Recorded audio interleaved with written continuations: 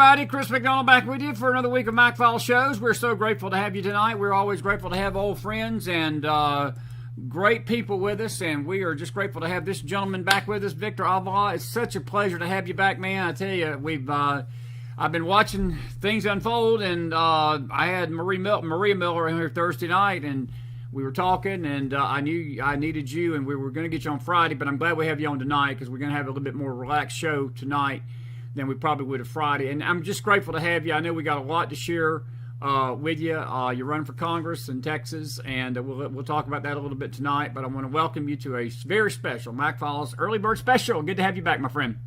Thank you. Thank you so much for having me back. I'm excited to be here and lots to talk about. You're right. Lots to talk about. Victor, what I'm gonna play this video that you sent me, this minute and about a minute video, and then I'm gonna let you explain to people what we're seeing, and we got a few pictures will show up. Let me play that first, and then I'll get back to asking you some questions about this. But I'm gonna put this into the screen and just let everybody listen to this, and then because you've been on ground zero, El Paso, Texas, looks like Beirut today. I'm just gonna be honest with you. It looks like Beirut, Lebanon. And this ain't over. This was done, I think you sent this to me Thursday or Friday. Roll the tape, and then I'll get you to chime in on what we're seeing.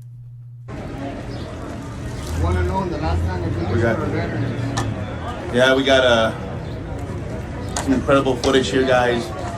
Downtown El Paso, a week before Title 42 is lifted, and the surge is already here. It's been here for the last 2 years. And what you see behind me is a truck. It looks like, I don't know who the sponsor is, Red Cross or somebody, to feed these individuals who are out here. It's hot, they're thirsty, they're hungry. But this is what the Biden administration has done at Mayorkas. This is the inhumane conditions that they want to put people in. This is not America. This is my hometown. This is El Paso, Texas, is where I was born and raised, and I don't recognize my own country and my own city. This is insane. This has to change, and it's policy driven. It has nothing to do with laws. It has nothing to do with immigration. It really has nothing to do with border security. If you think about it, border security is a whole different issue. We still have to secure the border and have immigration. We could do both, but this is what's happening is unreal. It's unreal. Stay tuned for more. That was from El Paso a week before Title 42 was lifted. We've explained for the most part to our people what that means. It was basically the policy of President Trump that basically before these people could overrun our border like this, they had to get processed here in the States, and then they could come over. And they had to stay in their own country, and you can elaborate more on that and fill in the blanks for me. But what's happened, this Biden clown show has lifted all of that restriction, and the only silver lining I've seen, Victor, in the last 48 to 72 hours, I think it was a judge in Florida Friday night that stopped the catch and release policy temporarily. And lo and behold, I read this Sunday, and I couldn't believe this. It was the Lord's Day, so I didn't want to get too upset about it. But the Biden administration sued the judge trying to get that order lifted of the catch and release that he stopped doing. They were trying to keep it going. It's unreal, man. I'm going to let you take it from here. Tell us what you've seen firsthand down there in your hometown. Buddy, we got an invasion here, bro. We got an invasion. I'm going to break down the invasion in Title 42 because if Title 42 would have continued to be enforced like it was enforced under President Trump, then we wouldn't have 7 million illegals in our country to begin with. That's right. So I want to make that clear. It didn't matter that Title 42 was in effect. How do we still have these hundreds of thousands and millions of people still coming through? Because the Biden administration had ignored Title 42. So yes, they were repelling some people from certain countries, Mexico, mostly Mexico and Central America, with Title 42. What did that do? That created a smuggling. Not one Mexican national, not one Central American did I see. Why? Because they've been smuggled. They're going through the smuggling route in the back of tractor trailers, in the back of trunks of vehicles, pickup trucks, you name it. And so now it's lifted. It lifted on Thursday into Friday, and I was there. I went back, and I just got back, and nothing has changed because catch and release, what you just mentioned, hasn't changed. Oh, by the way, they don't care about the order from the judge. They're still doing it. Oh, they're still doing it. Absolutely. But here's the biggest problem. So I talked to border agents before Title 42 was lifted. I said, what's going to happen? And they said, okay, we're now going to process the people the real way you have to process a person, which you've been hearing the word processing for the last 2 years, which is not really a true processing, which is a booking of an individual when they get arrested. If you get arrested for any other charge, you would be booked in the county jail. They take your fingerprints, they take your picture, they send you to a health screening. All these issues, things happen when you get booked. Well, now they're doing that. Well, that's what they said they were doing. They're going to do. And they were going to prosecute some people and utilize Title 8. Now, Title 8 is nothing new. People think, oh, Title 8 is going to kick in. That's the term I hit. It's not kicking in. It's always been kicked in. It's our law. DUI laws exist and DWI laws, driving while intoxicated laws exist. Whether you enforce them or not is a whole different story. Well, that's kind of the way I compare it. They haven't been enforcing the law. It still exists, Title 8. Some were going to be processed through that. So, different phases, depending on what country of origin you're coming from, depending if you're a single adult male, depending if you're a family unit, unaccompanied minor, certain things, you're going to go through a different pathway. But the pathway is still to be allowed into the U.S. Now, they are sending some people back under Title 8, under voluntary return, expedited removal, and the such. And that's what you're going to see in the mainstream media. Oh, look, they're deporting people. Look at the airplane. There's 500 gone. There's 1,000 gone. And everybody's going to be, that's great. The border's secure. Clap, clap, clap. Yeah. 2,000 and 5,000 deported, 900,000 in. Coming in, exactly. So this is what you need to pay close attention. Right after Title 42 lifted, they started everyone there in El Paso. There's a huge wall, beautiful wall that was built since 2006. But what does it matter if you're going to open these huge gates in the middle and allow illegal immigration to come in? Illegal immigration is not legal. That's right. So there's Gate 40 and Gate 42, and we're all standing there. And when are they coming? Are they coming? No, they're not. They never allowed them to come through. They're sending the buses behind the wall in the cover of darkness, loading them up, sending them to the port of entry, and they're coming legally with a parole, a notice to appear, which is it's illegal to do that. But that's what this administration is doing. They're even worse now. It's blatantly breaking the law. It's worse now, if you can believe this, because now they're issuing paroles erroneously, lawlessly, without any merit. That's not breaking the law. NTAs, notice to appear on your own recognizance. In other words, whatever they can give the alien and process them, some are released to the streets because there's no more capacity. The capacity is full in El Paso and Arizona and South Texas. It's full. So El Paso opened 2 elementary schools to house them. And so they're finding places where to put them because there's nowhere to put them. They're human beings. And here we are. Yeah. Thousands and thousands are coming in. 2 questions for you. Both of them very important because I've heard several figures, and I don't know what figures you're hearing. First question. I heard this weekend that this latest surge, just in the last 48 to 72 hours, when this thing was lifted Thursday night at midnight going into Friday, there's been between 700,000 to at least 1 million illegal immigrants, aliens that have crossed the border. That's question number 1. My second question is, how many do you estimate that has come across since the Joe Biden clown show has taken over the country since 2021? Because that figure, the media is not going to give us a true figure. And I never depend on anything I hear from the media about this figure, Victor. I've heard figures all over the place, and I don't believe any of them. I think it's being underreported, but I'm just curious what figures you're hearing and what you're seeing from your perch, because you were down there, man. You saw it firsthand. So first, in the last week, or let's say a few days that Title 42 is lifted, it's the 700,000 and million that you're hearing are the ones that are coming. Some already started coming. They haven't actually come through yet. Okay. But they will. They will. There's about 100 to 200,000 in Tapachula, Mexico. That's part of the 700,000 that you hear about. They're coming, believe me. And the Darien Gap is full. That's going to come here. I don't know how long it's going to take them to process them, a month and a half, but they're all going to come in. Total numbers, the official number is close to 5 million that the Biden administration, 4.5 or something that they say have come in since the Biden administration took over. Whoa. I don't believe that number for a second. I don't believe that number for a second. I don't. I at minimum, my personal opinion and based on my experience is a minimum you double that number. Minimum. Because the border agents have always told me that they have at least one alien unaccounted for one that is counted. So right there, you're close to 9 million. 4, 8 million, 8.5, 9. And that's more of a true number. There could be more because there's different categories. The ones that are turning themselves in, voluntarily. The gotaways that we see, we actually saw them in the camera and the sensor, counted them kind of erroneously. They see a group, 40, 50, yeah. They don't know. Right. And that's that number. And then you have the other side of the gotaway that we have absolutely no number. We're just guessing.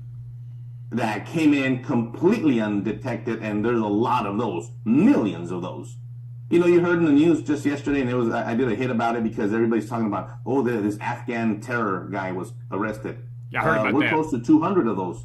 Yeah. In the last 2 years, we're over 200 that we know and have been interdicted on the terror watch list and no-fly list. Exactly. Coming through that southern border, how many, have made it a lot into this country, setting up cells or whatever. Well, let me just remind our audience tonight that it was not but 11 9/11 hijackers that took 2 buildings down, destroyed the Pentagon, was probably going to destroy the White House, crashed a plane in the fields of Pennsylvania, Flight 93. We didn't have to have 200 terrorists. We only had 11 that day. That basically changed the course of this country forever, Victor.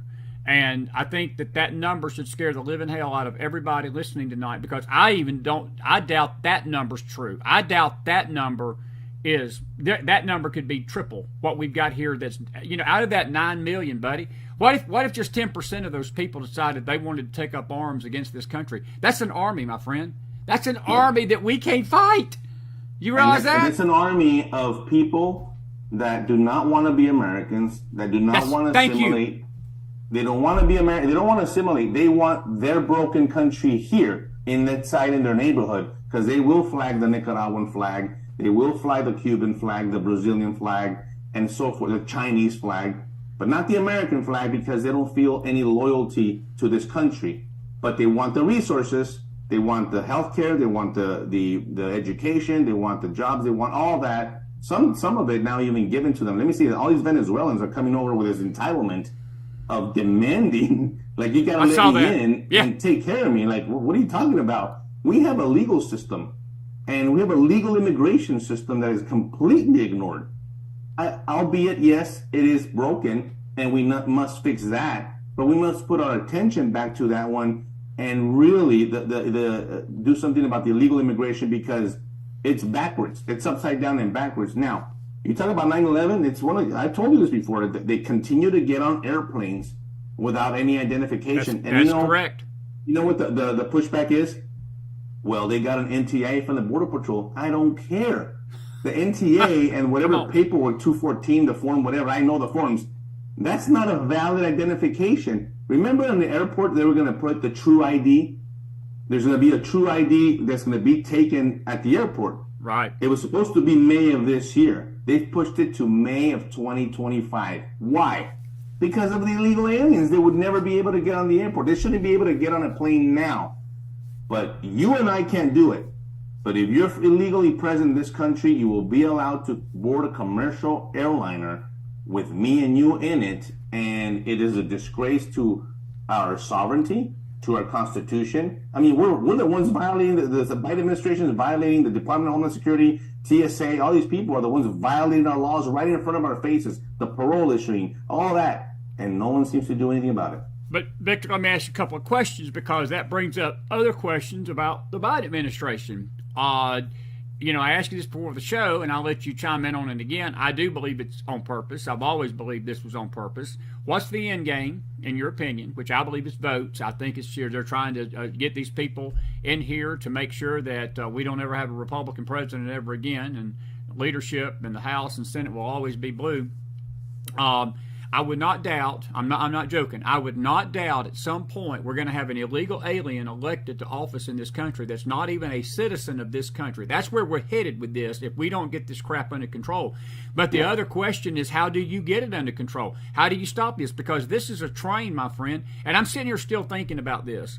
9 million, and I'm going to go with your figure. 9 million, okay, 10 million. 10% of that is 100,000 people, okay? If just 10% are hostile, fully hostile to the United States, buddy, our army and our military, the way we become so woke that we couldn't probably defend a country with spitballs right now because they basically trying to make us into a woke wuss Army and Navy, Air Force, and I'm not talking about the soldiers here. I'm talking about this brass. I'm talking about these useless, feckless leaders, Blankman and all this bunch, and the Floyd, whatever his name is, Lloyd Benson or whatever crapping his name is wearing 16 masks to walk around like something out of a Star Wars movie, which is a disgrace to the United States of America, to be honest with you. We couldn't defend a polar ice bear right now. And you're expecting us to believe that we got 100,000 people in here that could possibly want to destroy America from within. And then, again, I listen to this nonsense coming from the White House podium every day. Well, we don't have a problem. All you Republicans are just blowing this up. All you conservatives are lying about this. Victor Avila, you were down there. You've seen it. But, my buddy, how do you fix this? And who's going to hold them accountable for this? Because right now, there is no accountability for them doing this. So first I agree with you that it's the votes, but I think it's beyond the votes now. Yes, they want the people are going to be controlled. They're used to being controlled and listen to these corrupt governments where they're coming from, right? That's what they're bringing. They're bringing those ideologies. They're not going to, people say, well, they're coming from Venezuela, who's a socialist country, and that's why they're escaping socialism. And so they're going to be in the United States and they're not going to be socialists. No, they're socialists. That's what they want. That's what they're used to. That's what they're going to vote for. You're not going to change these ideologies overnight just because they hit U.S. soil. It doesn't work that way.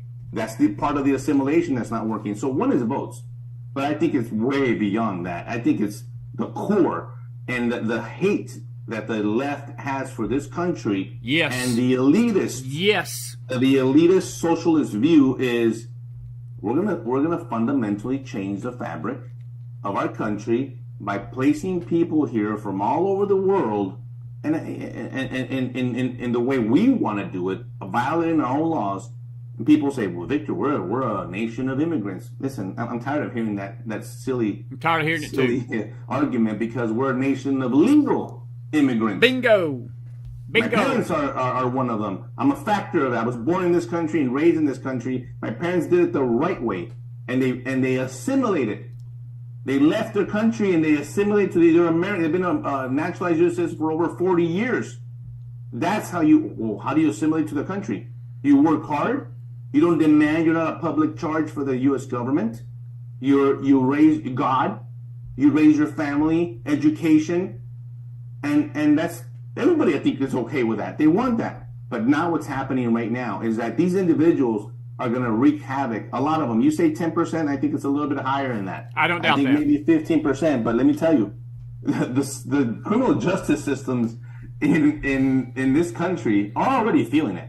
Yes, and they're going to feel it even more. The meth, and the fentanyl. Yeah, exactly. And let me interrupt you right there. A couple of quick things about the law enforcement. We had a situation in Ohio just a week ago where you had an MS-13 gang member. The guy was an Uber driver. Went to the house around in the evening, last delivery, and I'm sure you saw the story. It was brutal. Guy goes to this guy's house, and I don't know how he overcame the Uber driver, but he evidently took him in the house, killed him, but just didn't kill him. He basically mutilated him, chopped him up into pieces, put him in his backyard. The wife finally gets the cops on the scene when he stops texting her, and they find this guy's body in pieces, and the MS-13 guy is an illegal, and he's just actually nonchalant about it. I don't care. See, I'm afraid that kind of story is about to be multiplied 100 times, if not 1,000 times in this nation, because we cannot, Victor, if we can't figure out where they're at on airplanes, we sure can't figure out whether they're assimilating in our cities, buddy. And I hate to use the word assimilate. They're not assimilating. They're setting up kill machines. They're setting up killing houses and meth houses and everything else. Cleveland, Texas, a couple of weeks ago, Mexican illegal alien with the AR and witness shot up, but he shot up his own people. Yes. By the way. Yes. By the way, that's another thing. Where do you think they're going? Well, they're going to the communities of their own people, and they victimize them as well. So they victimize U.S. citizens. They victimize their own other illegal aliens. It's a big problem. How do you fix it? Well, we must give the power back to the people. And the state. This is where, I know, and people are like, well, what do you mean give the power? Listen, you have the power because they set the narrative, the left has set the narrative for so long that now we listen to whatever they say. It's got to be switched around, and they have to listen to us. But unless we wake up and go to those local city council meetings, county commissioners meetings, school board meetings, I'm talking the local level, even the state level. I'm not telling you to call the White House. Be impactful in your community, because guess who's going to start making the decisions now with all the illegals showing up? Your local mayor. Yes. And you don't even know who your mayor is. You didn't vote. You didn't select that. You didn't help select the person that you wanted. Well, now they're going to be making decisions. Guess what? That affect you and your child in your school, because there's a lice outbreak. Lice. I have the list right here. Chickenpox. Come on. Scabies. Tuberculosis. Ringworm. Syphilis. Chlamydia. Ringworm. Flesh-eating bacteria. What the heck? I know. I mean, let me tell you, you're gonna see these. You're gonna see and people, and even in the Democrat sanctuary city, Chicago, and these big liberal cities, they're gonna be like, no. We don't want any of that. Well, you asked for it. You asked for it. Did you see where Chicago's black community got all ticked off? Yeah. That they were upset? And I have to tell you, the greatest thing that ever happened in this event over the last 2 years, I think they should do it again. They need to ship about there's this 100,000 or something. I think that what Greg Abbott should do, which he'll never do because Greg Abbott's part of the problem, but he should ship these bunches all the way to Martha's Vineyard, because I think there's a resident there that's partly to blame for some of this. I know Biden is the clown show, but the puppet, he's the puppet. The puppet master lives in Martha's Vineyard. I think we should make them Martha Vineyard people just as uncomfortable as we out here in the rest of the country's uncomfortable tonight. I think we need to dump about 10, 20, 30, 40,000 of those illegals right there in Mr. Obama's backyard, and let's see how Barack and Michelle love illegal immigration and see how they feel how about illegal aliens all of a sudden. Chicago was complaining that they received, I think, 8,000 last year. We're getting 13,000 a day. A day, bro. Absolutely.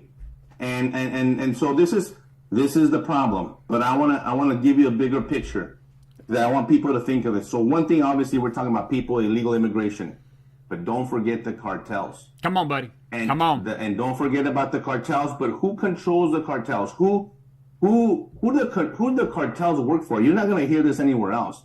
As big and as powerful and as organized as a cartel are, and billions of dollars and all that, they're huge and they're a big problem. But the bigger problem is Venezuela, China, and Cuba. They're the ones using the cartels. If you can believe it, the cartels are actually the soldiers. That's right. They're big. I mean, they're a huge conglomerate of soldiers. And in the right, we need to take them out. And we could talk a little bit about that. But I want people to understand the global picture here, and it's these other countries. They're in Mexico. The Cuban president is out there talking to the Mexican president and the Venezuelan president. Like, what the heck? Listen, we can't have that. The Mexican president is already a socialist to begin with, and he's ignoring the cartel crime.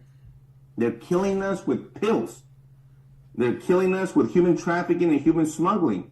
Now the cartels are owning the people that smuggled. It used to be, here's the $8,500 and that's it. No, now it's like, you owe me. and I'm going to own you when you get to Minneapolis, and you will pay me a monthly fee until I say so. And I'm going to put you, if you're a woman, you're going to be in the sex trade. If you're a guy, you're going to be in the forced labor trade. This is where we're at. I'm not even talking about the children. This is another child trafficking and human trafficking that continues to happen. Slaves.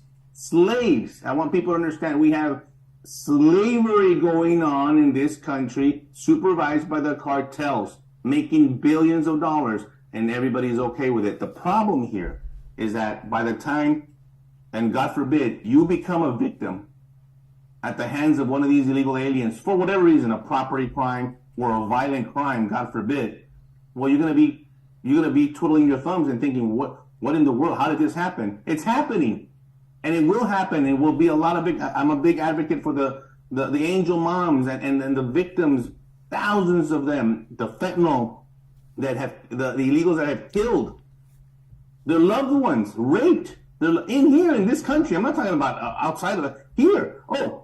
And if people want to say, well, you're not compassionate, Victor, you're not a humanitarian, because nothing these to do people with that. want to listen. I am compassionate and I am humanitarian, because if you secure the border, you would actually save lives. Brother. Come on. You would save lives. You would actually prevent the people and the women and the children from getting raped, drowned, beaten to death, dead because of the sun and the heat. That's what you would prevent. That's being a humanitarian. That's being a compassionate person. You secure the border. You keep them from going through that treacherous, travel through Mexico, Central America, the Darien Gap. I mean, they're handing out female condoms. Come on, that's they're right. handing out the abortion, the morning after pill, so the girls won't get pregnant. Let me ask you about something. Maria was telling me about this Thursday night, and it hit us all like a brick, and she gave a scenario. I'm going to run it by you and get your take on this.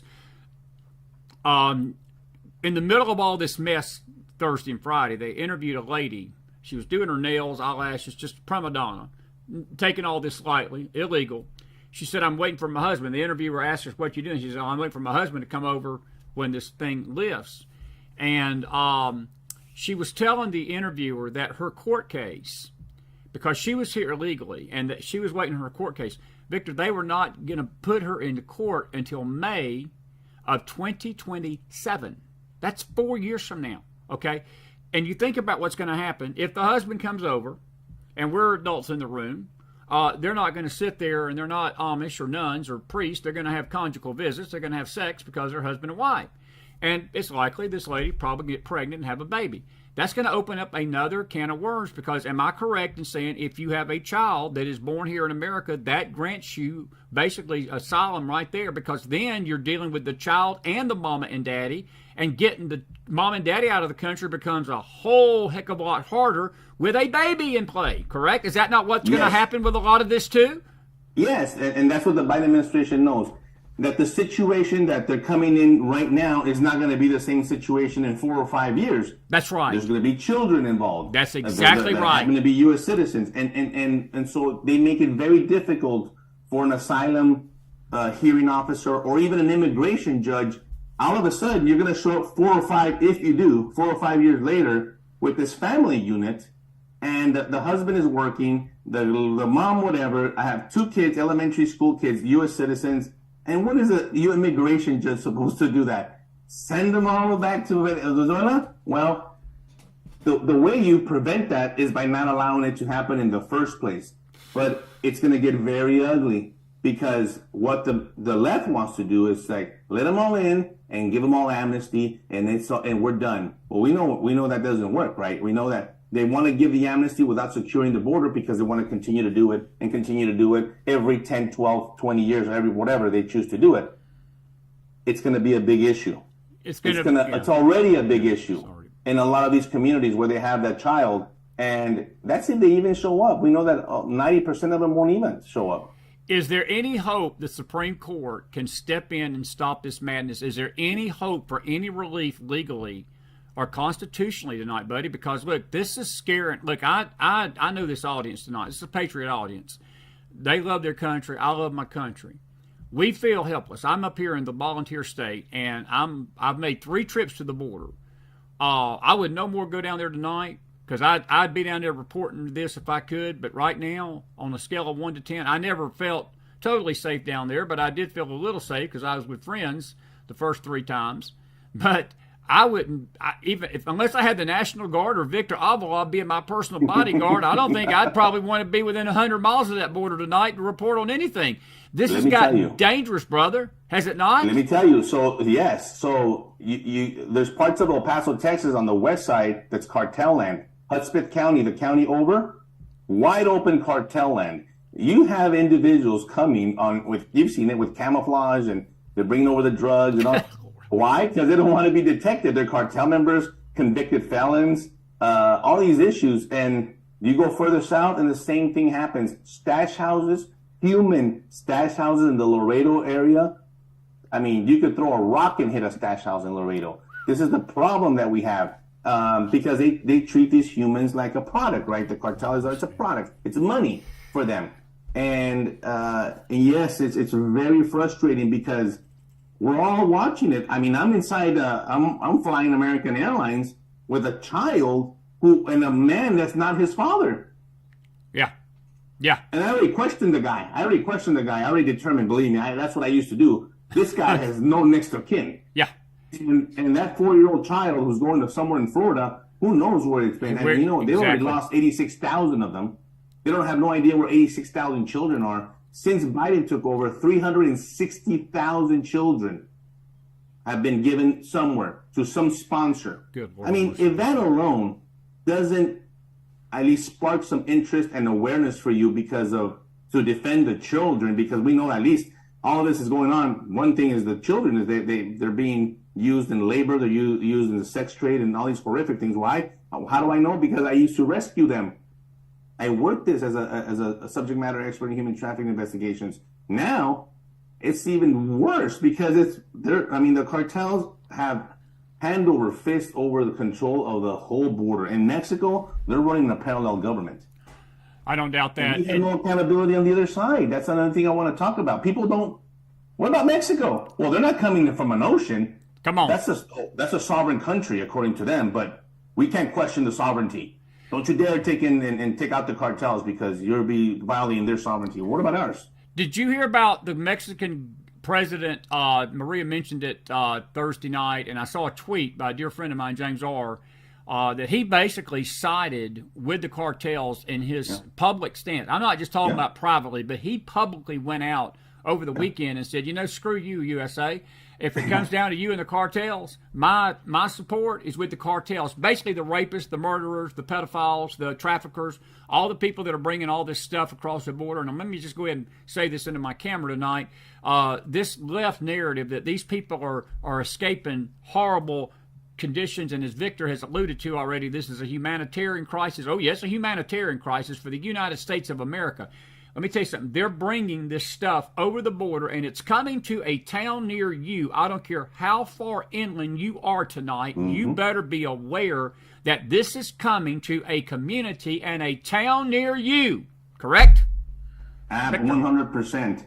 Your children are going to be pushed aside because they're American, and they need to make room for all these other kids that, first of all, they don't even speak Spanish. No, they don't. They're illiterate in their own language. They might speak a dialect, and they've never been, I remember when we came from Mexico after the shooting and all that, we ended up in Virginia, and my kids, because we're all U.S. citizens, but because we're coming from Mexico, they needed additional vaccinations. I mean, that's how serious it is. Why aren't they being vaccinated now? They've never had vaccinated for anything, for polio, for measles, for chickenpox, for nothing. And they're bringing these diseases right back we've eradicated most of these in this country. And yet now we're going backwards and we're being put aside. And let me tell you, it's an ugly feeling because you're going to feel it in your hometown. And you're going to be, what's going on at school? Well, your little Johnny who has problems with math or a little bit of reading is going to be pushed aside because they need to make room for Chinese nationals and Honduran nationals and Brazilians and Africans, a lot of Africans, Sierra Leone, what's the other country? Somalia. There's a lot of Africans coming, and we don't know what's the intention. you think about the people, and I talk to a lot of them. They don't even tell me I want to come home. I want to come to the United States to work. They're like, it's open, and I know it's going to be a better life out here. And that, no, what do you want from us? What are you going to do? How are you going to contribute? They're very low skilled. They don't speak the language, most of them. And I'm telling you, I mean, we have an issue with our own school system already. We have an issue with crime already and the crime surge. We have an issue with our healthcare system.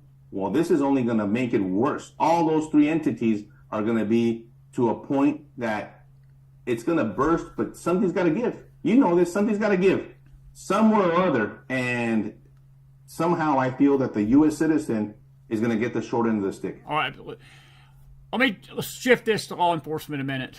Your former border agent, buddy. Look, when I was down there in 2019 twice. Went there in May, went there in August.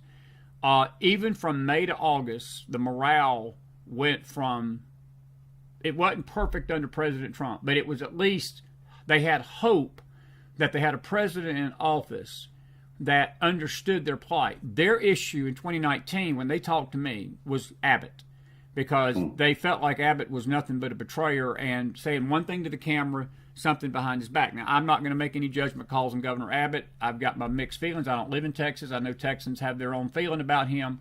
But when I went there in 2021, and it was right after the election, I'd never seen, because we went to 3 border feedings. A group I was with, we went and fed the border agents.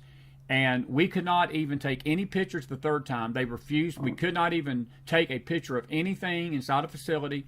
They were beat down. The morale was low. My question to you, buddy, with this onslaught coming into this country, do we have a force in any way, shape, form, or fashion to stop this stuff down there? And Victor, I'm going to ask this as an extension, because there's a lot of people that are living, within the interior of the United States tonight. On a scale of 1 to 10, how dangerous has our country got overall, buddy? I would argue we're close to a 10. I think we're facing a 9, a crisis level of 9 or 10. I'd be more worried. I'd be worried about going to your mailbox right now, because that's how dangerous America has become because of this influx of crime.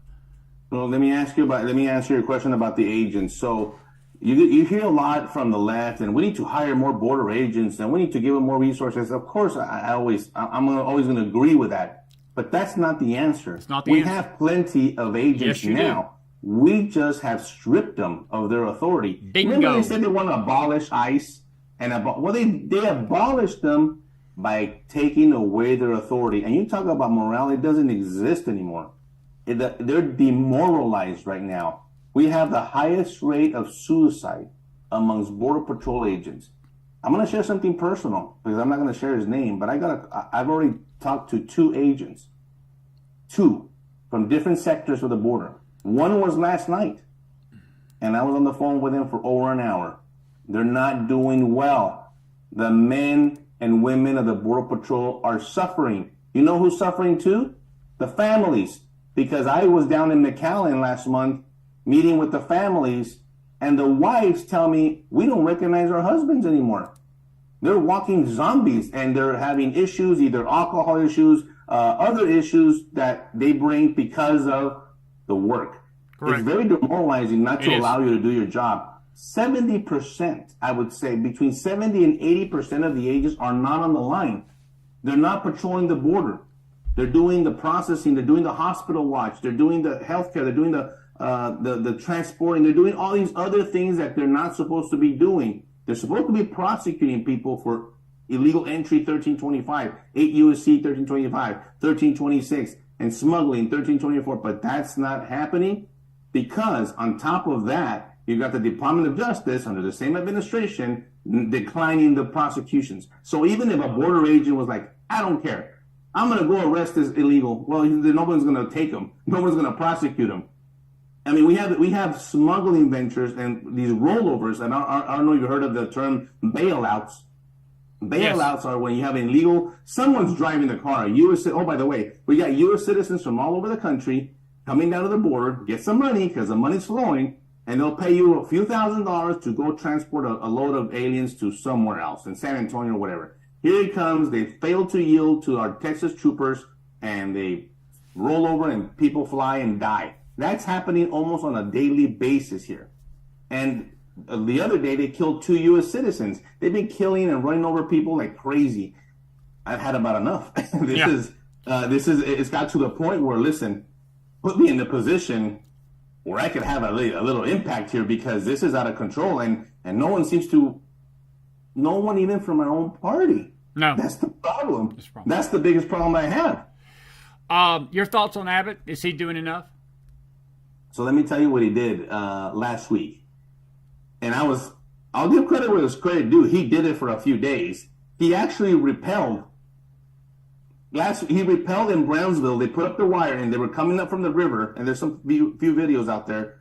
And he put the Texas DPS troopers and National Guard, what they should have been doing from 2 years ago. They've been on the line for 2 years, and they've always allowed everybody to come up. I've been there with them. They observed and let them up. And I'm like, so what are you doing here? Wasting our tax dollars. That's why. So he got into so much pressure because of the lifting of Title 42 that they actually repelled a few thousand down in Brownsville. And like, all right, good. Well, why didn't we do that 6 years ago, 2 years ago? Or is it going to continue to happen right now? Not anymore. It was a show for a couple of days.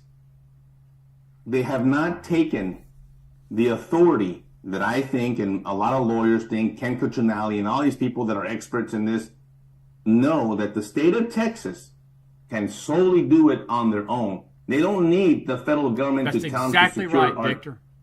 But they just will not, They will not do it. They will They not could do give it. the order to our National Guard and to our Texas DPS troopers to do exactly what they did for that little while, but throughout the whole border. Now, I was in El Paso, and I'm watching the videos, and everybody's telling me, oh, they're repelling them in Brownsville. So why aren't they repelling them in El Paso? What's the difference? Still Texas. Why is it only being done a little bit? Oh, because of optics. It's all about optics. But why? There was a huge presence of DPS troopers in El Paso. There was more DPS troopers than actual Border Patrol, let me tell you. So I'm like, why aren't you saying behind? The wall is not actually right at the border. It's about a few in El Paso. It's a few, less than a quarter mile. A few yards is the river, then the wall. Then Border Patrol patrols both sides of the wall. They were all going on the other side, and why aren't they sending people go back? Don't come up. Don't come up. They didn't do it. They're taking them, they're putting the buses and blowing them up in the cover of darkness because they don't want you to find out. The Biden administration doesn't want you to see it. They don't want to see 17,000 people underneath a bridge waiting to come in. This is the beyond the lack of transparency and corruption, and that this administration is getting away with a lot of things. I think they have blood on their hands. You'll wait and see. I have been predicting it, and I didn't want to be right, that we were going to see bloodshed on both sides of the border, and we already have. But we're going to see more. Yes, and you're going to see it. You're going to see it. Well, it's going to happen down in Del Rio. It's going to happen down in Eagle Pass. No, it's going to happen in Nashville. It's going to happen in Minneapolis. It's going to happen in North Carolina, in Denver, in LA, in Portland. Right. It's exactly right. Then they're going to be wondering, whoa. Why did somebody come get executed or shot up execution style? Because that's the cartel. They're going to be everywhere. That's right. And that's the way they operate. Well, I think this situation in Ohio with this MS-13 member, the question has to be screaming at the country is, how did an MS-13 member have a home and settled in Ohio under the auspices of the government, nobody knowing he's there, this dangerous criminal that should have probably been in jail and had a history of violence, a list of freaking 20 miles long. Why was he able to assimilate in a regular town in Ohio? This didn't happen in New York City. This happened in a red state, conservative state, where nobody would have dreamed something that evil would have taken place. And I think you're nailing it, that we out here in the real world, in the real country, the interior of the country, this tonight does not just affect Laredo, Del Rio, Brownsville, McAllen, all cities I've been to, and I visited, and I know Laredo. When you said Laredo, it perked my interest because that was the last time I was there. We did a feeding there. Let me tell you something, brother. It's about to get real in this country. But one final question. I know we got about 10 minutes. I got to let you go. Folks, if you got a question or two real quick for Victor, he's going to answer them quickly, so put him in your chat room real quick, but make it precise and to the point about the subject tonight. I go back to my original question to you, buddy. Is there any hope of relief from the legal constitutional course of the courts? Can the courts step in and stop this? What needs to be done? Because this has got to be stopped, buddy. Absolutely, and I've been working with an organization called the America Project that are precisely doing this as we speak, suing the Biden administration because, like you said, this is our only recourse is to go after them legally, and we have to go higher than the district judge because, look, the district judge ordered it and nothing happened. It didn't stop catch and release. They're ignoring even an order from a district judge. I'm not even sure at this point, Curtis, if they're going to follow an order from the Supreme Court. But gosh, that's our system. We got to use it.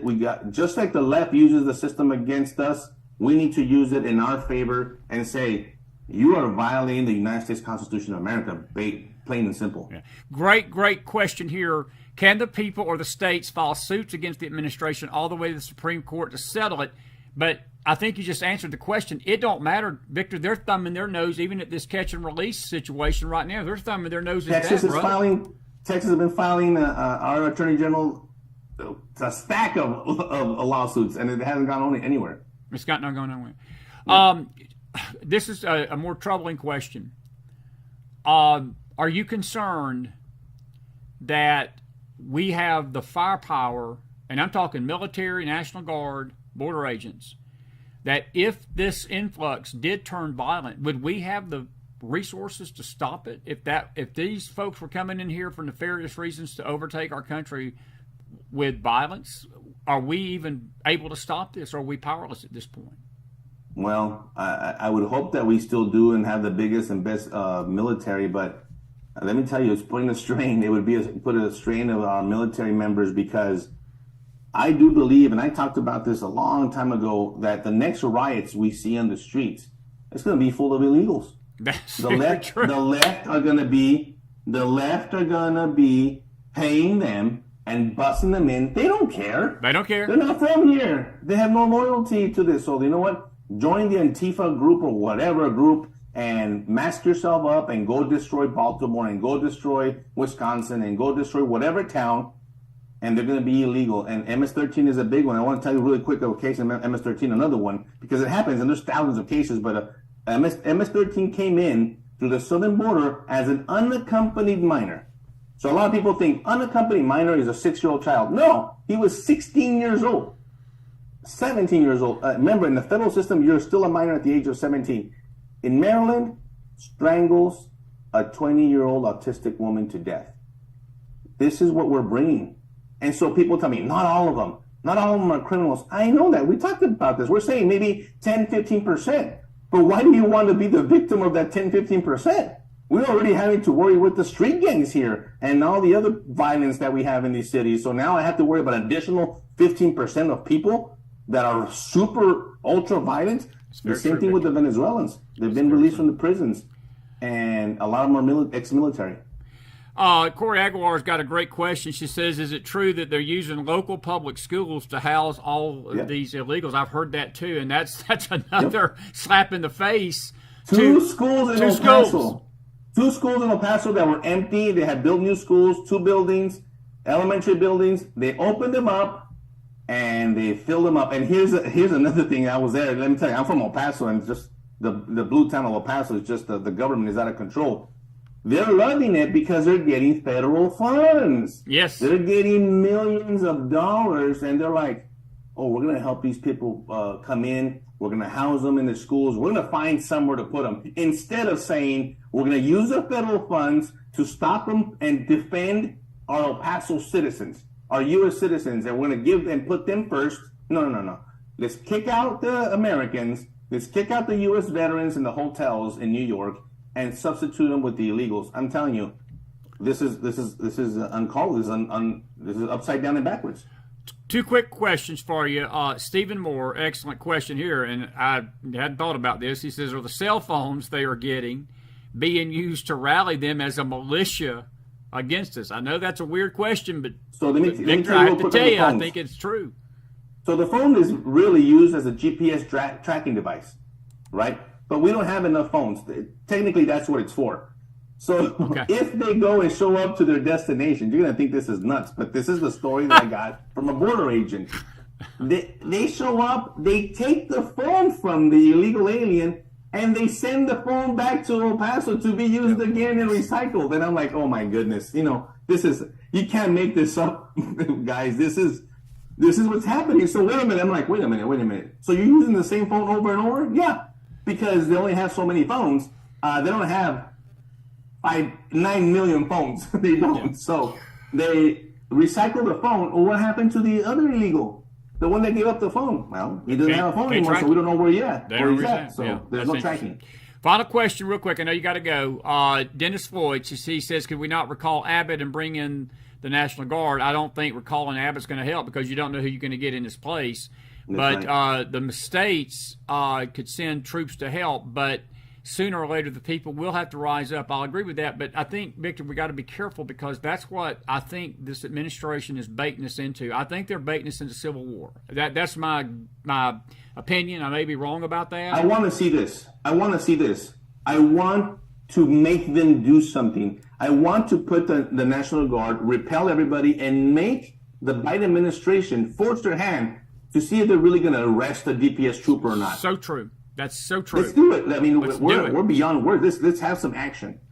Buddy, you got 3 minutes. I know you got to go. Tell everybody real quick. I'm going to have you back on soon. Victor Avila for Congress. You're running Texas. You said 22. Real quick, tell them about your website.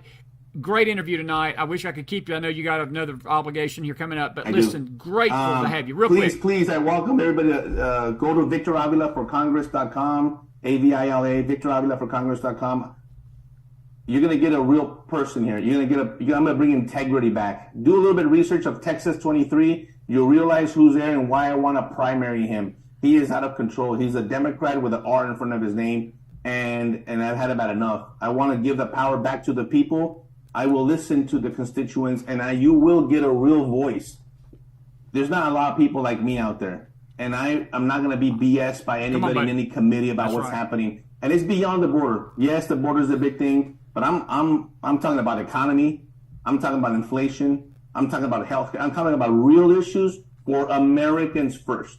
So please join me in any support you guys can give is always very welcome. The late Margie Turnage McDonald raised a wild child, and if I get a wild child hair one day and say, I'm going to go down to that border and I'm going to take video of it, now you can be my personal guard, right? You're going to come down there. I'm going to follow you, right? So That's right. Don't let me tell you something. Don't think I ain't thinking about it because I think we need to get more people. Time down there. We need to get more people down there showing what's going on. I think the more people like this show and others that is telling the world about it, I hope somebody will listen to us. And that's all I got to say tonight. Buddy, I wish we could keep you. I know you got to run. God bless your friend. Victor Avila, everybody. We'll see you again soon. I'll have you back on soon, buddy. God bless, Vic. Thank you so much. Bye-bye. Stay in touch. What a great guy. Put some fire in that house for him tonight. He had another interview coming up with a big network, and he was so gracious to come on tonight for the time he did. Great guy. And him and Maria Miller have really given us an insight, folks, to some of the stuff that is going on there tonight. And I hope you enjoyed Victor. He was great, wasn't he? Actually, couple of questions I saw that we wasn't able to ask him. Emmy, I don't know what your name is. I wish when y'all ask a question, if you got a name that's not your name, just put your name in parentheses. It helps us a little bit. Are the officials fingerprinting them as they come through? Probably not. No, I wouldn't. If they're not, the way this is going on right now, no, that's a joke. There's no way to track these people. They're not tracking them. They're putting them on planes. They don't even know where those planes are going. So no, I can tell you that right now, firsthand. For what I saw even 2 years ago, they're not doing that. Cedric Gibbons, we talked about how do we stop this. I don't know if we can, to be honest with you. Julia Carter, your question, will there be any red states left with all the illegals? Well, I think that's their goal. They don't want there to be any red states, but you've got to stop it at the local level. And Abbott holds the key to this, folks. The Texas governor holds the key to this. I'm just going to be honest with you, and I heard what Victor said tonight, and he's absolutely right. Texas and these states, and it's really Texas is ground zero. California's got a little bit of this. They're coming up through San Diego a little bit. But the main thrust is coming through McAllen, where I've been, Laredo, where I've been, Del Rio. I passed through Del Rio to Laredo. I've not actually been to Del Rio, but I've seen it. I passed through it. But Brownsville is at the very tip. I was in Brownsville briefly on that second trip, I think, or third. One of those trips, I went to Brownsville. That's the thrust. That's the thrust of where this stuff is coming into, is Texas tonight. Abbott can stop it. And I've told you my take on these illegals. I didn't get a chance to ask Victor this. I will next time. We're going to have a panel when we get back from these crusades soon of him, Maria. We got a guy by the name of Frank Lopez that's agreed to come on the show. We're going to get Frank on here. Maria called him the Latino Chris McDonald. I don't know what that means. But I'm sure that was a compliment. My apologies to Frank. Anyway, but one of the things that I feel like, folks, that the only way this gets solved, and it's a hard fix, and it's not going to be easily done, and nobody's going to have the political stamina to do it. The only one that remotely may have it is Trump, but I don't know if Trump can do it without a Congress, and he's got to have law enforcement behind him, and he's got to have a country behind him, and I don't know if the country's going to be behind him doing this. You got to get rid of these illegals. If they're not here legally, I don't care what they're waiting for. You got 60 days to pack your stuff and get out.